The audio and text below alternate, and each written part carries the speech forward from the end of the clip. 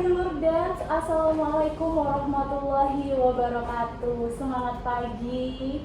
Bagaimana kabarnya dulur dan semoga selalu dalam lindungannya. Amin. Baik, pada siang hari ini kami dari Duta Anti Narkoba Sidoarjo 2020 menghadirkan narasumber dari Duta Kesehatan Sidoarjo tahun 2019. Sebelumnya, karena tak kenal maka tak sayang, alangkah lebih baiknya kami memperkenalkan diri terlebih dahulu. Perkenalkan, saya Putri Kurnia Dewi dari Duta Anti Narkoba Sidoarjo tahun 2020 dan sebagai Putri Persahabatan. Perkenalkan, nama saya Zari Musfiran Rasulin. Saya dari Duta Kesehatan Remaja. Oke, saya Rayhan Adi Prakoso dari Duta Kesehatan Kabupaten Sidoarjo batch 5. Oh ya, baik. Terima kasih teman kita waktunya untuk hadir dalam podcast Dance kali ini. Dan ini pertama kalinya juga dalam kepengurusan kami yang tahun ini untuk melakukan podcast dari Dance seperti itu. Dan tema kami pada siang hari ini yaitu narkoba dalam dunia kesehatan. Wah, udah pas sekali ya dari narkobanya ini. Dance-nya sudah mengetahui sedikit banyak tentang narkoba dan dunia kesehatannya. Ini sudah hadir nih 2 orang dari Duta Kesehatan seperti itu. Nah, sebelumnya sebelum kita menginjak nih ya acara inti yaitu seputar narkoba dan juga kesehatan, kita ingin tahu nih keseharian atau kegiatan apa sih yang dilakukan oleh Duta Kesehatan di Kabupaten Sidoarjo. Boleh katanya? Saya sih kebiasaan di rumah atau aktivitas kegiatan di rumah tuh dari bangun pagi melakukan olahraga ya, workout pastinya. Wah, ini pasti harus dilakukan mungkin 30 menit sehari ataupun cuma kalau bener-bener mendesak kita cuma melakukan misalnya nih atau yang penting kita melakukan aktivitas aja sih biar kita keren sih sehat ya. Betul-betul kita harus mencontoh ya, harus workout juga, nggak boleh sekedar rebahan sendiri gitu. Kalau kegiatan di Duta Kesehatannya seperti apa? Kegiatan kalian dalam menjaga? Mungkin ini lagi masa pandemi, jadi kita melakukannya secara online ya. Iya, tapi sebelum masa pandemi kita keseharian setiap hari Minggu Car Free Day kita rutin melakukan gencar sosialisasi di kawasan alun-alun Sidoarjo, didampingi sama pihak dinas kesehatan dan difasilitasi oleh dinas kesehatan. Berhubung ini juga lagi pandemi, kegiatan itu juga terpaksa kami liburkan terlebih dahulu demi mematuhi protokol kesehatan juga ya, seperti itu. Betul sih. Dan kami dari Duta Anti Narkoba Sidoarjo, podcast ini merupakan salah satu bukti pengabdian kami kepada masyarakat, khususnya dari Kabupaten Sidoarjo dalam rangka membantu BNNK Sidoarjo dalam hal mengantisipasi penyebaran atau penyebarluasan dari penyalahgunaan narkoba seperti itu. Baik, langsung saja. Aku pengen nih tanya, nggak apa-apa ya aku bilang aku atau saya? Nggak apa-apa, iya nggak apa-apa. Kita jangan deket gitu. Iya boleh ya, aku Boleh, aja ya. boleh. Jadi aku pengen nanya ke kalian berdua nih, ikut Duta Kesehatan ini dari tahun berapa? Dan biasanya teman-teman ini kalau melakukan kegiatan itu banyakkan di outdoor seperti itu atau sekarang nih banyakkan di offline-nya, online-nya? Oke, jadi ini dulu. Kalau saya ikut Duta Kesehatan Remaja nih ya dari 2019 kayaknya. Iya. 2019 kita mulai pertama kali melakukan pemilihan duta, kemudian sampai terjadi sampai menjadi duta ya. Iya. Kita menjadi duta, kemudian kesehariannya di rumah itu dalam menjadi duta lebih ke online. Iya. Lebih ke online karena mematuhi Protokol protokol kesehatan karena dari dinas kesehatannya sendiri Iya. kita juga tidak boleh Kita juga sebagai duta kesehatan Iya. juga harus tetap mendukung langkah Memberi pemerintah. contoh ya. Iya, sebagai contoh untuk remaja yang lainnya buat nggak sering-sering melakukan kumpul-kumpul yang sekiranya yang kurang penting, ya kan. Meskipun penting pun kita antisipasi juga menggunakan sosial media yang ada. Oh iya betul. Kalau misalnya udah benar-benar mendesak baru kita kumpul offline, tetapi dengan tetap protokol kesehatan, masker, 3M, sama social distancing. Betul.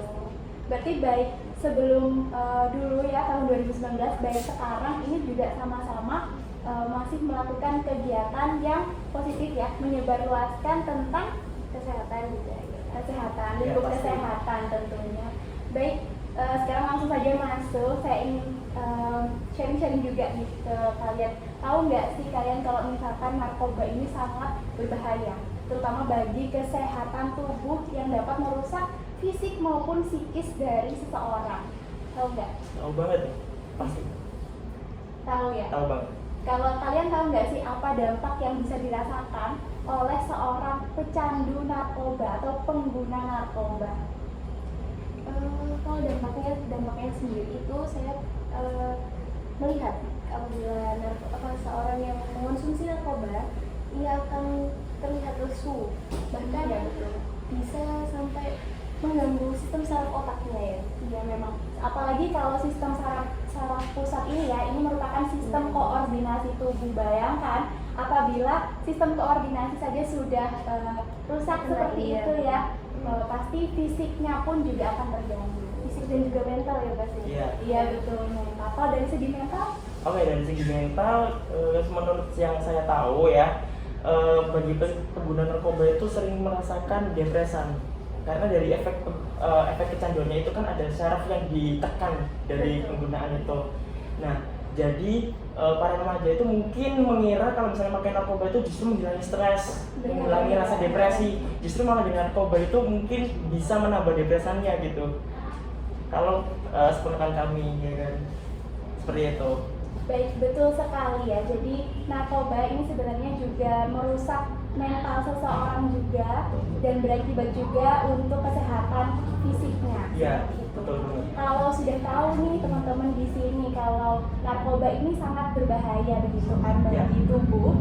Kira-kira kenapa kok remaja-remaja ini sangat tertarik nih? Beberapa lah, nggak semuanya ya, tapi Oke. ada kan, pasti Iya, ada yang ada. tertarik untuk mencoba-coba untuk menggunakan narkoba. Oke, dari saya dulu ya. Iya. Oke, menurut saya kenapa para remaja itu banyak banget yang pakai narkoba karena faktor pertama itu ingin coba-coba. Iya. Ya, karena mungkin menurut mental para remaja sekarang, menurut pemikiran remaja sekarang ya kan, orang itu kita tuh nggak bakalan gaul kalau nggak ngikutin orang lain yang lebih Iya, gaul betul. lagi. Ya, Berarti mengikuti tren ya, tren yang yang ada. buruk sebenarnya. Iya, tren yang buruk malahan. Betul. Dan justru misalnya kalau misalnya kita nih sebagai remaja, kita mengikuti salah satu contoh nih, bagaimana sih kita bisa gaul, ternyata contohnya itu malah memberi contoh yang jelek gitu loh. Minum-minum yang alkohol, pakai narkoba, itu mereka terlihat gaul gitu loh, padahal itu enggak, justru malah sebaliknya ya kan. Iya, betul, Kayak gitu. betul. Makanya kalau menurut saya sendiri paling besar nih konsumsi pecandu narkoba ini ya, karena mengikuti teman-temannya. Iya, betul. Sekelompok misal ada sekelompok temannya mengonsumsi narkoba nih. Nah, salah satu dari temannya harus diajak untuk mengikuti untuk mengonsumsi narkoba. Kalau kayak gitu bukan teman ya. Iya, Iya. bisa dibilang seperti itu. Iya, betul betul. Dan selain itu biasanya ini faktor lingkungan. Iya, Ya, benar. lingkungan ya, tadi lingkungan dan juga keluarga. Karena keluarga ini sangat berperan penting untuk tumbuh kembang anak ya. Jadi anak ini tumbuh dari keluarganya. Kalau keluarganya kurang memperhatikan dia akan mencari perhatian kepada orang lain. Seperti itu. Iya, betul. Tapi Bang. kalau misalkan keluarganya ini sangat memperhatikan dia nggak terlalu butuh nih perhatian dari orang lain. Iya. Contohnya aja kalau misalkan ada seorang anak, oh dia nggak diperhatikan nih sama keluarganya, ya udah dia cari perhatian ke teman-temannya. Kebetulan temennya ini juga nggak baik ya, nawar-nawarin. Pertamanya emang gratis, tapi lama-lama kalau udah kecanduan, nah ini Nggak yang bisa berbahaya. berhenti. Betul. Dampak ekonomi juga ya berarti. Iya betul. Dan biasanya ya kalau misalkan anak-anak SD ini sekedar sharing-sharing ya apa yang aku tahu. Biasanya kalau anak-anak SD ini sebenarnya sudah mulai mengkonsumsi narkoba. Bukan mengkonsumsi, maksudnya menggunakan. Ya, memang ada beberapa yang mengkonsumsi seperti pil koplo seperti itu ya. Cuman ada yang menggunakan yang namanya sekarang itu lem. Tahu nggak lem efektif? Iya ya, betul. Ini ada efek inhalansianya ya, merusak dari sistem pernafasan kita juga. Iya, benar. Berarti ada nggak sih di sini dari dulur dance nih terutama, ada nggak sih yang pernah mencium aroma lem atau mungkin pernah mencium aroma bensin? Nah itu sebenarnya masuk dalam kategori narkoba. Dalam jenis zat adiktif ya. Iya betul. masih bikin candu ya, adiktif.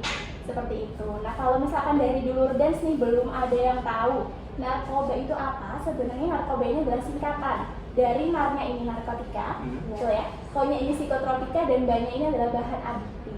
Dan di dunia kesehatan ini narkoba dikenal dengan nama nabza. Boleh diceritakan? Nabza itu nabza sendiri itu narkotika, psikotropika dan juga zat adiktif. Sebenarnya sama-sama ya, mereka ini adalah zat atau obat baik sintesis maupun non sintesis yang dapat merusak organ tubuh dari manusia. Seperti itu. Kalau kalian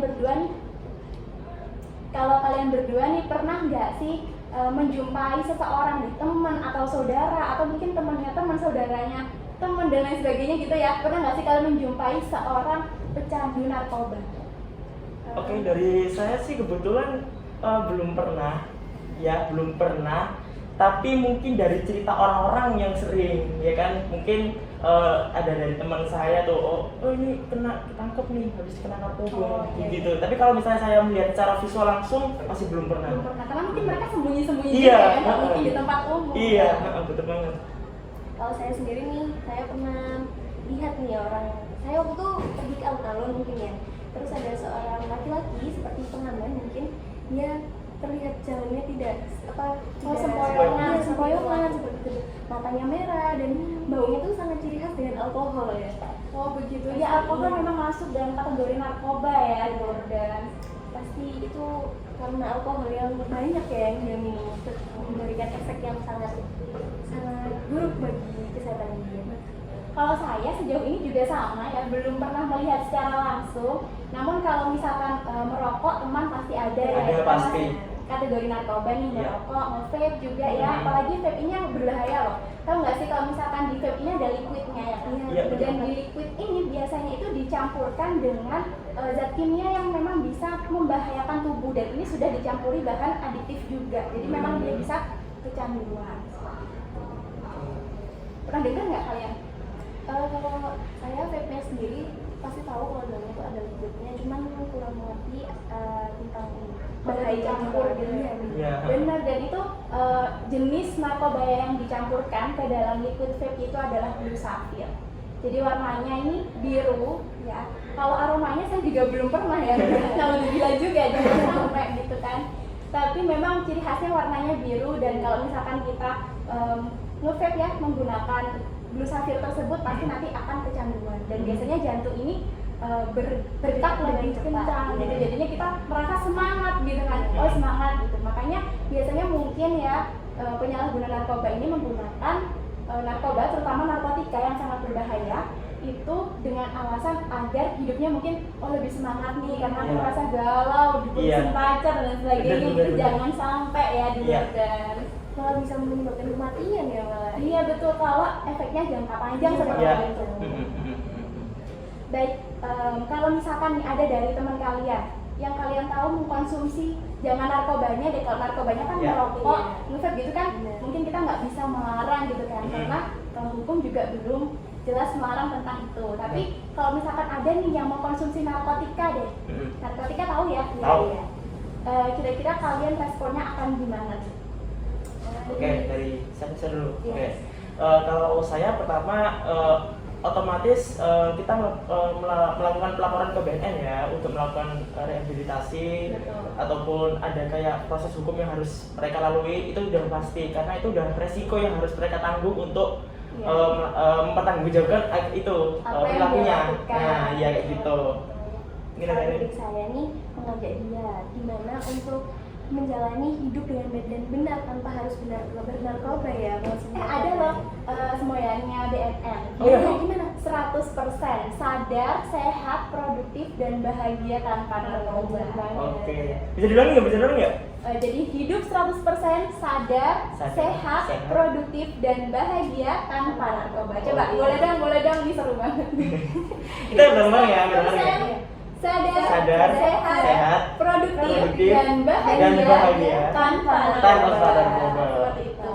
Keren banget Keren banget ya. Ya, jadi kita juga, berarti begitu ya, kalau misalkan hidup 100% ini benar loh, kita harus sadar. Iya. Harus sehat juga.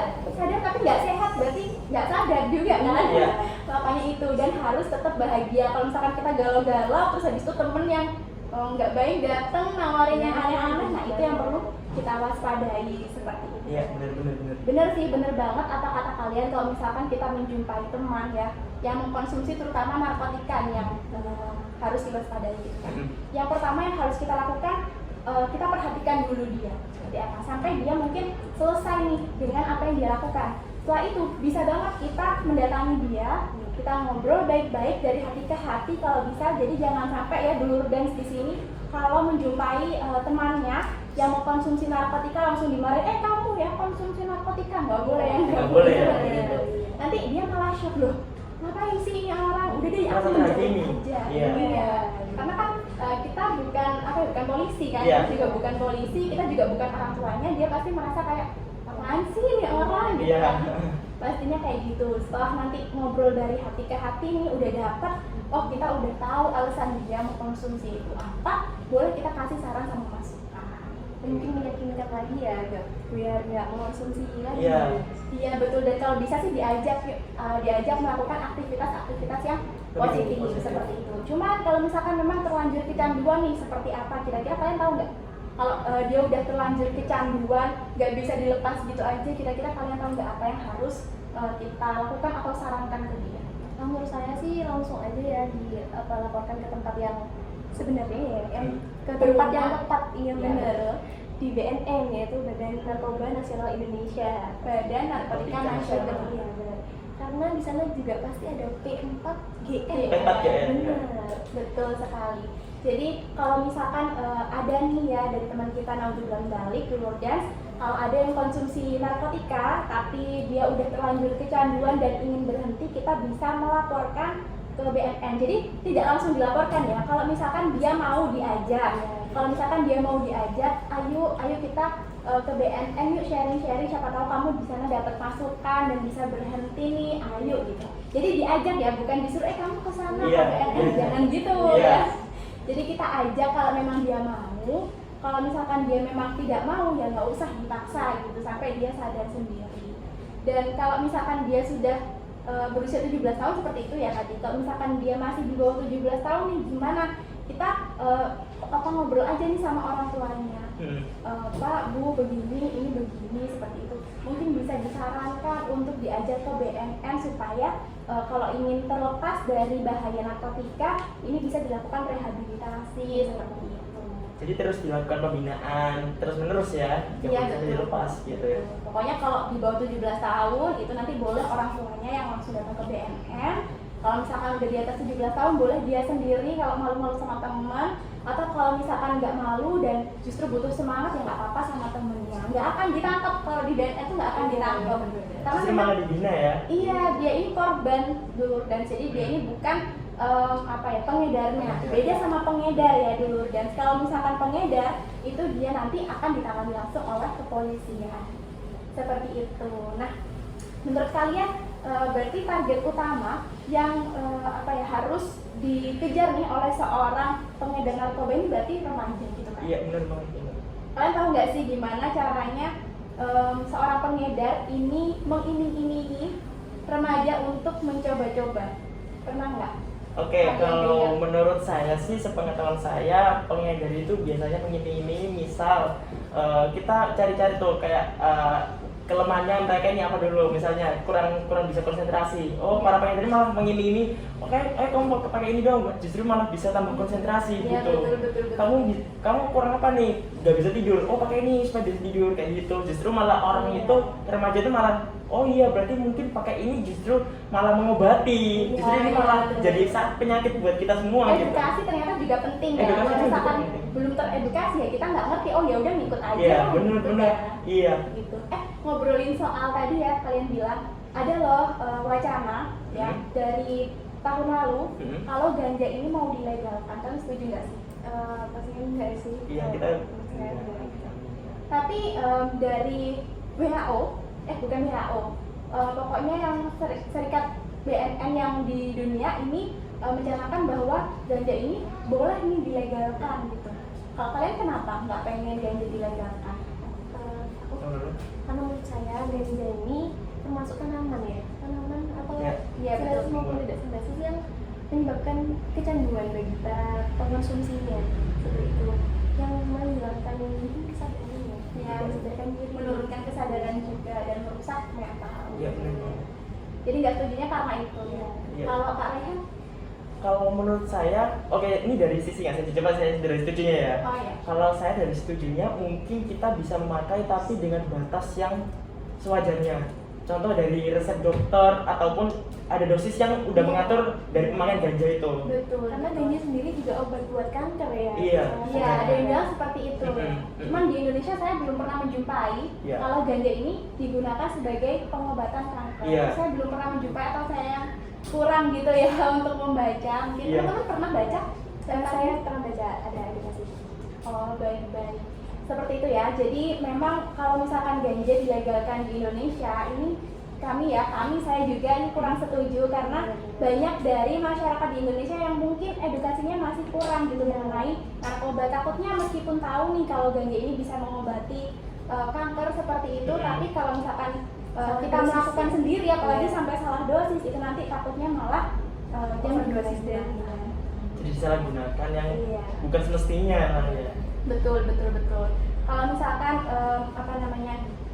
kalian ya udah tahu kalau misalkan ada temen yang menggunakan narkoba gitu kan, terus ke BNN tapi dia nggak mau.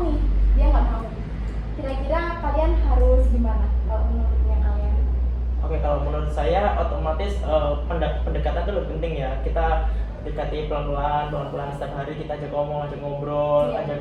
ajak kayak ya meskipun kita sering ketemu, kita sering ngobrol, kita nasihati. Kalau misalnya itu perbuatannya nggak semestinya buat dilanjutkan kayak gitu. Betul. Ada impact yang bakalan kamu dapat kalau kamu edik sama narkoba gitu. Iya betul. Jadi mungkin bisa diterusin. Berarti harus dijauhin nggak sih orang-orang yang kayak gitu?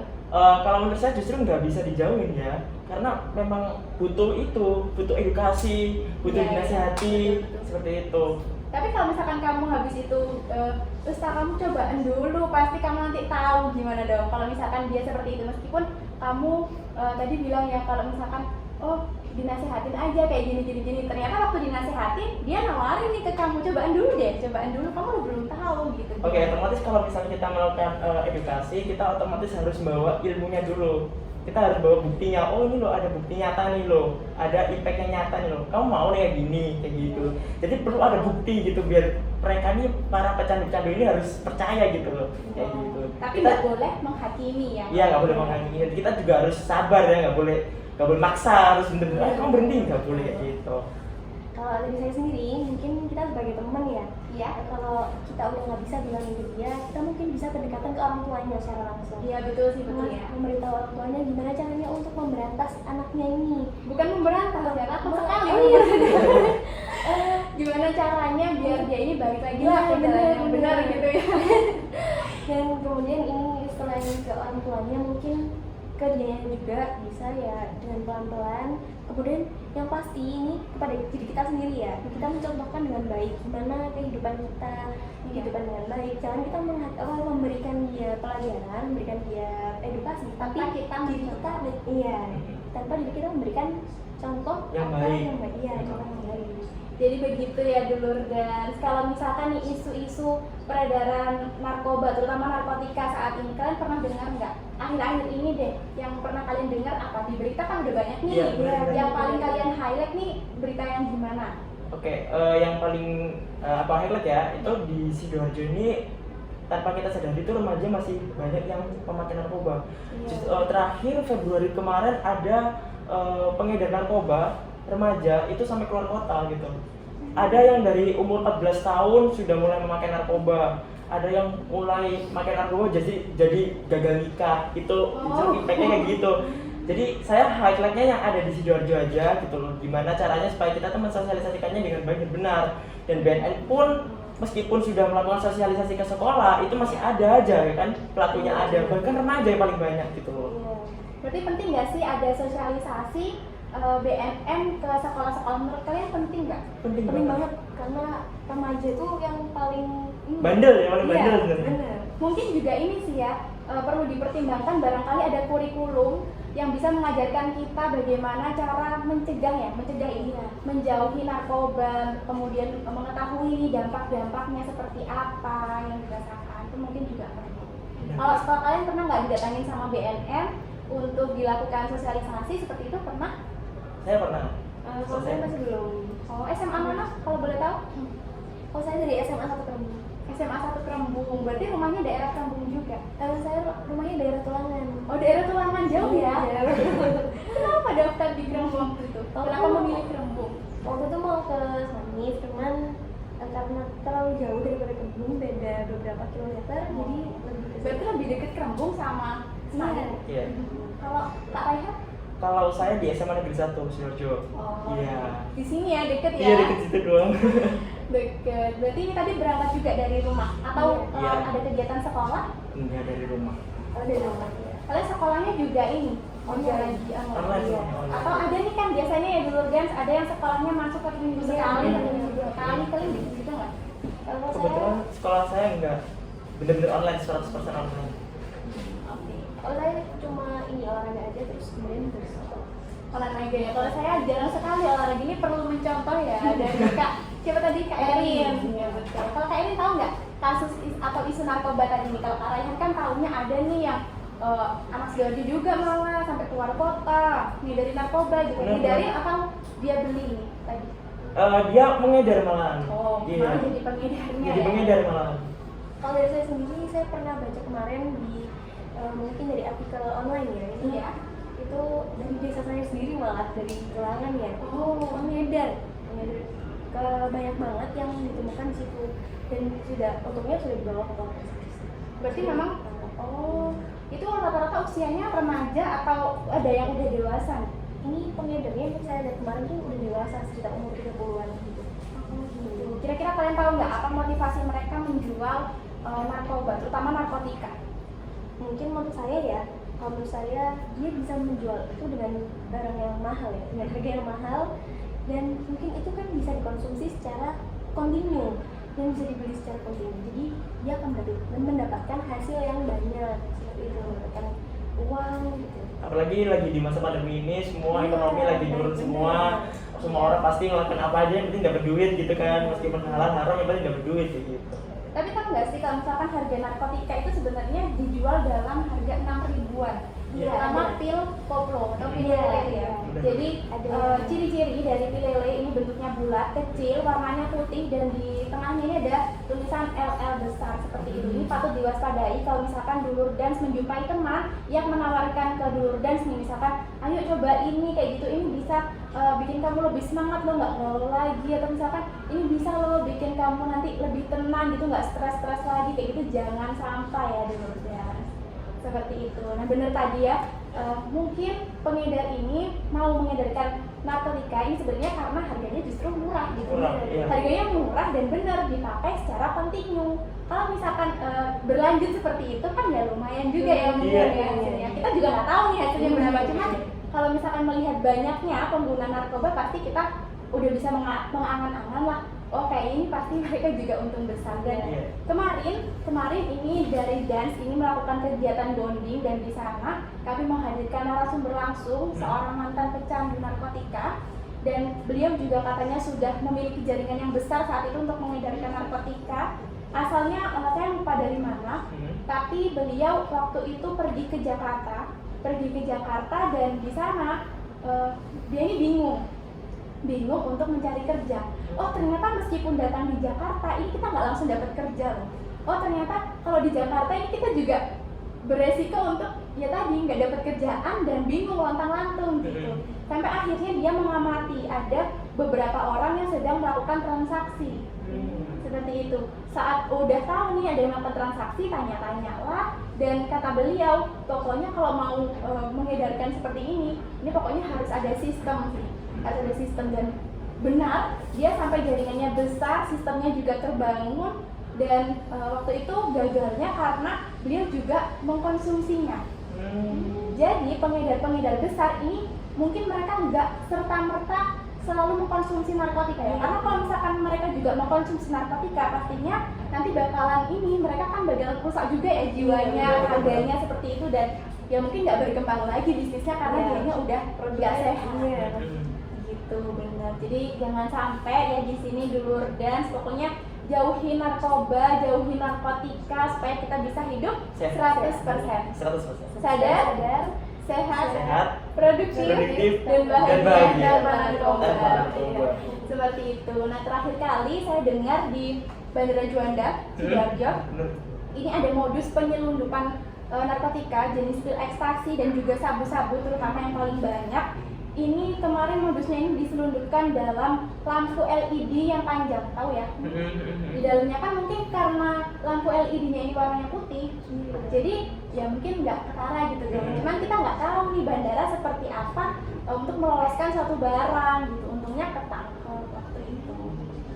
Jadi banyak banget ya caranya ya buat kayaknya dari narkoba gitu kan. Iya benar, banyak banget. Pokoknya kita sih kalau misalkan udah tahu ya edukasi sedikit aja itu bisa banget langsung berbagi ke temannya. Karena kalau nggak gitu ya apa ya, kasihan juga temennya yang nggak teredukasi itu tadi loh. Nanti takutnya dia terjerumus dalam penyalahgunaan narkoba atau narkotika itu. Iya, Seperti itu. Kemudian nih menyangkut kesehatan lagi ya. Tadi kan bilang kalau misalkan udah konsumsi narkotika jalannya sempoyongan, kemudian matanya merah gitu kan. Ada lagi nggak selain itu? Saya ini dalam medis nih ya, dia denyut nadinya dan juga jantung maupun paru-paru dia akan berdetak dengan kencang sehingga dapat menyebabkan kematian. Kemudian dalam jangka panjang yaitu, kemudian ada juga yang membuat dia akan mengonsumsi terus sehingga dia menurunkan sistem saraf otak dia pastinya. Iya betul. Kalau yang fisiknya secara langsung yang bisa dilihat kalau misalkan tadi kayak denyut jantung berdetak kencang, kemudian susah tidur dan lain sebagainya itu kan ciri yang dia rasakan gitu. Kalau misalkan ciri yang bisa kita lihat nih. Kalau menurut saya ada tuh kan ada aktor dari luar negeri itu yang sebenarnya masih muda, tapi gara-gara dia makan narkoba dia kelihatannya lebih tua gitu, lebih tua dari umur semestinya. Oh iya benar-benar Ya kan? bisa Kayak jadi. gitu. Jadi kayak ada keriput-keriput yang seharusnya tuh masih belum waktunya gitu. Penuaan dini. Penuaan dini, ya. benar dini. Aduh bener luar biasa sekali. Ini saya sangat berterima kasih sekali ya kepada Duta Kesehatan yang Iya. sudah menyempatkan waktunya untuk hadir di antara kita pada siang hari ini. Saya sangat senang sekali Kak Raihan dan juga Kak Erina ya. Terima kasih sudah datang dan juga menyempatkan waktunya untuk mengikuti podcast Ikatan Dance. Ya. Mungkin ada pesan-pesan untuk dulur dance, mungkin mau memberikan pesan khusus nih untuk menjauhi narkoba terutama narkotika, boleh dari Kak Rai. Saya dulu. Iya. Oke. Buat dulur dan semuanya tetap jauhi narkoba, jangan mudah terjerumus dengan sesuatu yang kalian belum tahu pasti. Kalian harus kenali dulu apa itu narkoba, apa impact yang kalian dapatkan, dan kalian harus memikirkan tentang jangka panjang masa depan kalian yang harus kalian tempuh, kayak gitu. Betul, betul. Ya. Kalau dari saya sendiri yang di Blur Dance maupun warga Sidoarjo ya terutama jangan mengonsumsi narkoba. Mengapa? Karena narkoba sendiri bisa menyebabkan masa depan kalian itu lebih ini ya lebih nggak tertata Iya. gitu. Kemudian kalian bisa melakukannya dengan cara-cara yang aktivitas yang positif ataupun ini dengan hal-hal yang sekiranya bisa menghindarkan kalian dengan narkoba ya. Pokoknya mengalihkanlah kegiatan-kegiatan yang membuat kita kayak aku nggak ngerti nih hidup mau ngapain lagi seperti itu ya, dengan kegiatan-kegiatan yang positif. Mari kita wujudkan Indonesia bersinar, Sidoarjo bersinar. Tahu nggak bersinar kepanjangannya apa? Apa tuh? Bersih dari narkoba. Bersih dari narkoba. Seperti itu. Dan saat ini kita sedang mencanangkan program, bukan program sih, atau kalimat ya yang selalu kita serukan nih oleh BNN di seluruh provinsi seperti itu, yaitu War on Drugs. Jadi kita benar-benar tahun ini dan seterusnya ini akan melawan narkoba seperti itu. Kita akhiri mungkin dengan hidup 100% tadi. Sudah Oke. hafal? Boleh diulangi dulu. Sadar, sehat, produktif, dan bahagia. Sehat, produktif, dan bahagia tanpa narkoba. Iya. Oke. Hidup 100% sadar, sehat, produktif, dan bahagia tanpa narkoba.